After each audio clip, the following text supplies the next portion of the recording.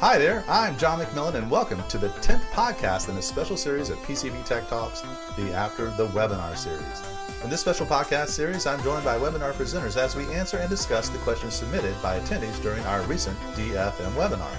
As always, be sure to subscribe to this podcast, let us know the topics you'd like to discuss, and if you'd like to be our guest right here on PCB Tech Talk.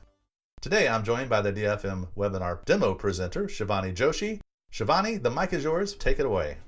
Thanks for the introduction, John. I just want to start off by saying I am a little under the weather, so I do apologize ahead of time for any random coughing or sniffles that might come out throughout this podcast. But we have some really great questions that we received from both the Europe and the North America webinar, and I'm really excited to dive right into those. So here we go. We got this one question. Is this DFF tool inside the regular pads, or is it only in the pads professional and expedition tool sets? So actually the pads standard and standard plus also have their own built-in manufacturing checks. They might not look quite as similar as what I had shown in the pads professional webinar, but they do have their own version of these checks. Kind of going off of that, is Pads Professional basically a simpler version of Expedition? So yeah, it's actually based on Expedition's technology, but it's in a more affordable and easier to navigate package. If you're not doing massive designs, this might be a good option to look into. Some other questions. So how do I know what exactly to send to manufacturers? There's not one real right answer here. You'd really have to go and ask your manufacturer what they'd like you to provide. There are some people that have asked for just Gerber files. Others, if they're using Valor operated machines, will ask for ODB++ files. And then, sometimes you'll be asked to provide additional information, just random sheets. And that's kind of where the drawing editor comes in, and you can customize that to your manufacturer's needs. Should the layout team be running these checks, or can the engineer working on schematic capture also run DFM checks?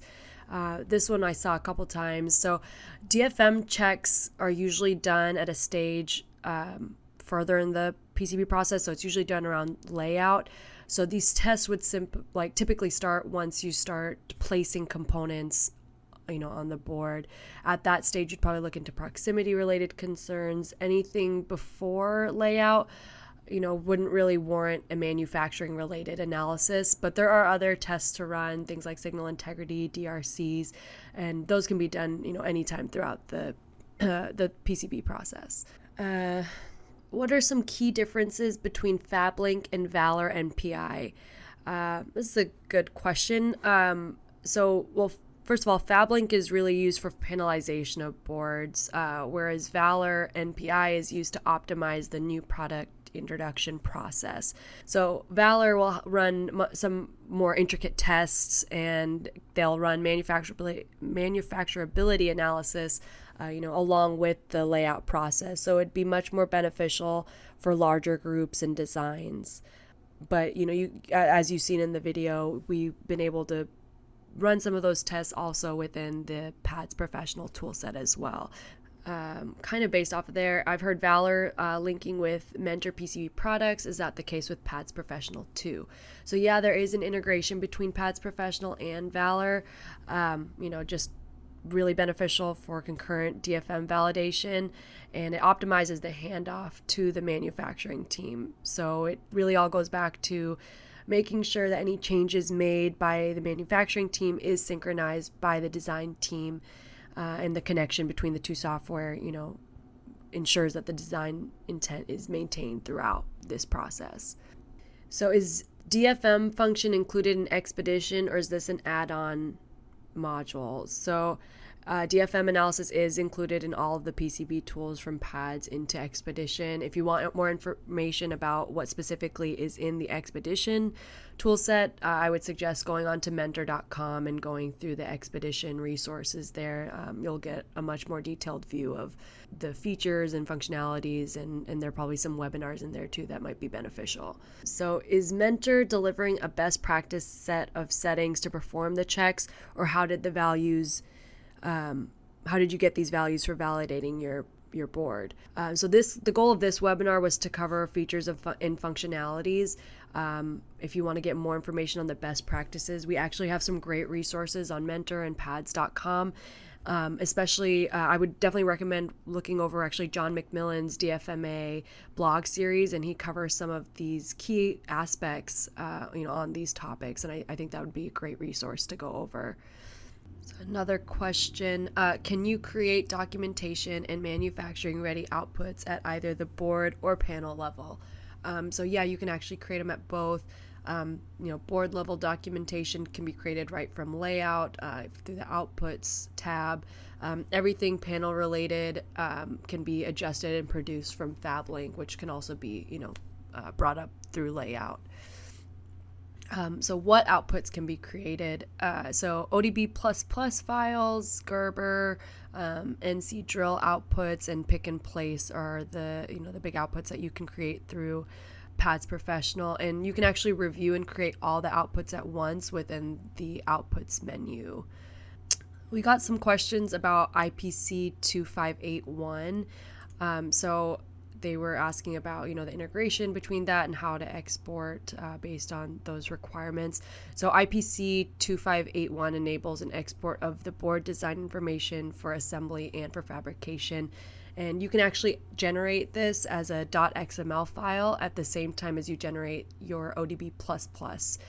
You just, within the ODB++ dialog box, if you go into advanced options, in there you can actually select IPC 2581. And that'll produce what you're looking for there. We had some questions also about importing stack-ups or constraints. So that will all be done within the constraint manager. You can use that to import the stack-ups. And I think we have some resources on how to actually go through that within the pads and mentor.com. They'll be able to help kind of with that process. Let's see, I've noticed a big push to using ODB++ over Gerber, and why is that?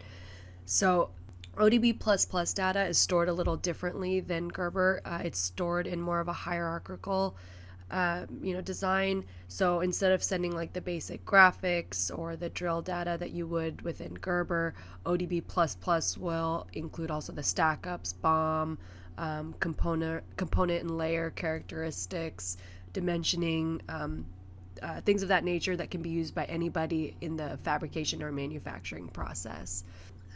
Does the tool do a pad to body check? So that's also in the DFF analysis. You'll be able to see a lot of those proximity checks. I didn't cover all of them when I ran my checks on the webinar, just because it would have taken a little bit of time to load. But yeah, they have all of those checks on there. So there are a few more questions left. We use a couple different manufacturers depending on our projects. Is there a way to make sending my documents easier?